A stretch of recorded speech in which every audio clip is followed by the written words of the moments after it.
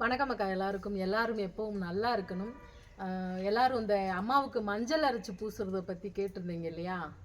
அதை பற்றி தான் ஒரு தெளிவாக ஒரு விளக்கம் கொடுக்கணும். அதோட ஒரு சின்ன குறையும் இருக்குது, அதை இந்த நேரத்தில் சொல்லணும் அப்படிங்கிறதுக்காகத்தான். இவங்க தான் நம்ம ஆனந்த வராகி அம்மா. நம்ம பால் கொடுத்தோம் அப்படின்னு சொன்னால் அவ்வளோ அழகாக சாப்பிடக்கூடியவங்க. பாலுன்னு இல்லை, நம்ம தண்ணி கொடுத்தா கூட அழகாக குடிக்கிறவங்க. அம்மாவுக்கு தான் வந்து மஞ்சள் அரைக்கிறது பார்த்தீங்கன்னா அம்மி போட்டிருக்கோம், கீழே பாருங்க.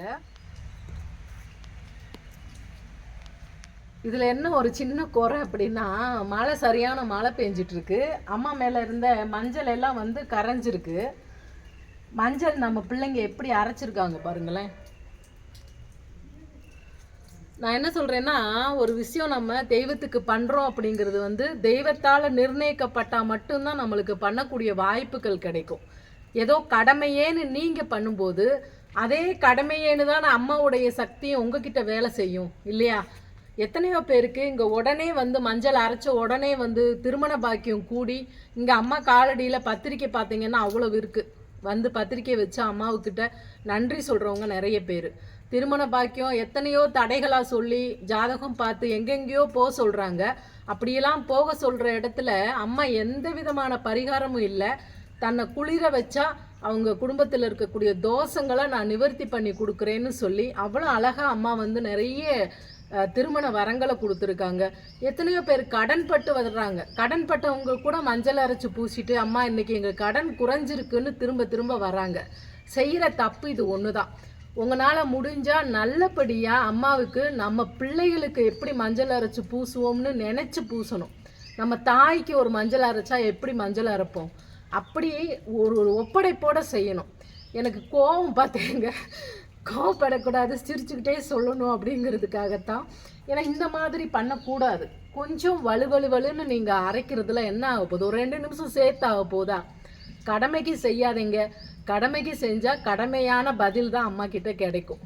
வராகியை பற்றி உங்கள் எல்லாருக்குமே தெரியும். அன்புனா உயிரை கூட கொடுத்துடுவா. அவ்வளோ தூரம் இறங்கி அவங்களுடைய பிரச்சனைகளை தீர்ப்பா. அதே நேரத்தில் கடமையே ஏதோ ஒரு பண்ணுவோம் அப்படின்னு நீங்கள் பண்ணிங்கன்னா அவளும் ஏதோ ஒன்று பண்ணி விட்டுடுவா.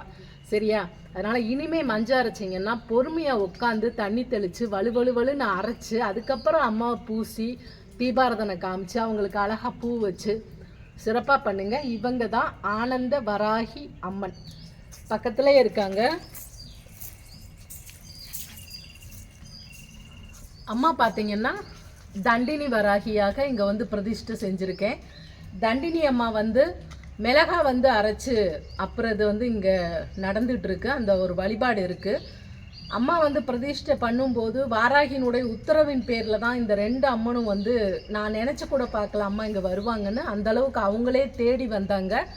நீதி அரசியாக இருந்து இந்த நாகபுரத்தில் வரக்கூடிய மக்களுக்கு நடக்கிற அநீதிகளை தட்டி கேட்டு அவங்களுக்குரிய நலன்களை கொடுக்கறதுல உடனடியாக தீர்வு. ஒரு கோர்ட்டு கேஸுன்னு எவ்வளவோ போயிருப்போம். ஆனால் நீதி அரசி இந்த இடத்துல அவ்வளோ அழகாக உட்காந்து தண்டினி வராகி நம்ம கண்ணு முன்னாடி நமக்கு நடந்த அநீதிக்கான பதிலை அம்மா உடனே கொடுத்துடுவாங்க. அது 100% தண்டினி அம்மா இவ்வளோ ஒரு அம்சமாக வந்து இந்த இடத்துல உட்காந்துருக்காங்க. அவங்களுக்கு இந்த அம்மி போட்டிருக்கோம். மிளகா வந்து இங்கேயே கோவிலில் கொடுப்பாங்க. மிளகாய் எடுத்தானா உண்மையாக நமக்கு துரோகம் நடந்திருக்கணும், உண்மையாக நமக்கு அநீதி நடந்திருக்கணும். அப்படி உண்மையாக இருந்தால் நம்மளுடைய கண்ணீருக்கு அம்மா உடனே பதில் கொடுப்பாங்க. ஆக நம்ம ஆனந்த வராகி அம்மனும் தண்டினி வராகி அம்மனும் நம்ம நாகலட்சுமி வாராகியினுடைய ஒரு அவதாரங்கள் தான். கருவறைக்குள்ளே போய் இந்த வேலையெல்லாம் செய்ய முடியாத காரணத்தினால நம்ம வெளியிலேயே வந்து அம்மாவினுடைய அவதாரத்தை வச்சுருக்கோம். அம்மாவுக்கு செய்யக்கூடிய இந்த பரிகாரம்னு கூட நான் சொல்ல மாட்டேன். அவளை குளிர வச்சா அவள் குளிர்ச்சியான செய்திகளை கொடுப்பா. அவளுடைய உடம்பை எரிய வச்சா அந்த தண்டனை யாருக்கு கொடுக்கணுமோ அதை அவங்க அம்மா கண்டிப்பாக கொடுத்துடுவா. பயன்படுத்துகிற முறையில் பயன்படுத்துங்க. தேவையில்லாத விஷயங்களை இந்த மாதிரி ஒன்றண்டான வேலைகளை இங்கே வந்து செய்யாதீங்க. உண்மைன்னு நான் அடிக்கடி சொல்லுவேன். தெய்வத்துக்கிட்ட உண்மையாக இருங்க. எங்கிட்டயே அப்படி சொல்லும்போது இங்கே இருக்கிற தெய்வங்க கிட்ட நான் எப்படி சொல்லுவேன்னு உங்களுக்கு தெரியும். உண்மையாக ஒரு ஒப்படைப்போடு செய்யுங்க. இந்த கலியுகத்தில் ரொம்ப மோசமான ஒரு யுகம். அந்த யுகத்தில் நடக்கிற பிரச்சனைகள் தீரணும் அப்படின்னா இந்த மாதிரியான தெய்வ வழிபாடு மட்டும்தான் நமக்கான தீர்வு. மற்றபடி வேறு ஒன்றுமே இல்லை. தெரியுதா? சரி, இன்றைக்கி இந்த ஒரு பதிவு உங்களோட பகிர்ந்துக்கிட்டதில் ரொம்ப மகிழ்ச்சி. நன்றி, வணக்கம்.